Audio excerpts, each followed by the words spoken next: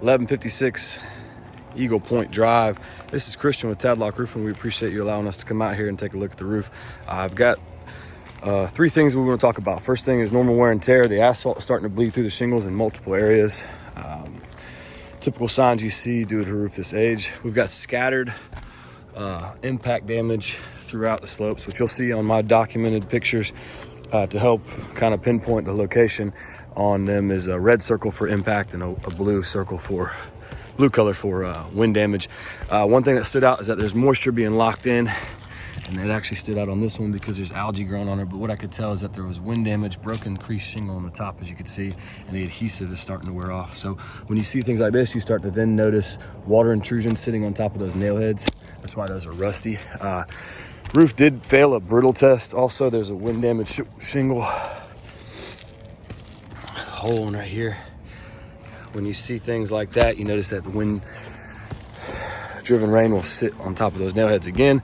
We'll go up to the peak of the roof real quick and show you the exact damage the asphalt is bleeding through. That's typical signs of wear and tear. The next thing you see, and you'll see documentation in the pictures as well, is collateral, was what they call it, is dents and dings throughout the gas stack lids and on the bases as well as the off-bridge vents. Majority of the roof is adhering down, but the roof is showing typical signs of impact damage or deterioration because of age.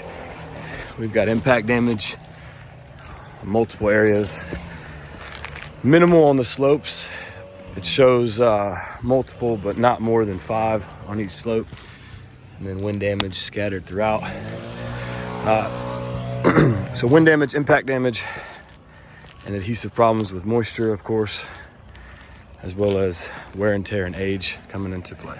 And then we also have seen the stucco area down here at the base that you're getting repaired due to a leak, which is mainly caused, I believe, from water shuffling down and around. So if we could kick this gutter out maybe another 6 inches, it might help shoot the water a little bit farther down and keep that water off this flashing in here. As a little bit of help goes a long way, so you won't have to worry about that issue again. You got water pouring down a valley, pouring down a slope, hitting this corner, triple the amount coming from this way as well. Just kind of pounding into that corner.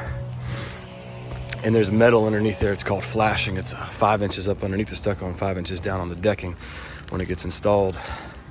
It's to help protect those areas. We want to make sure we don't have to worry about that again. I do appreciate it and look forward to sharing this with you shortly.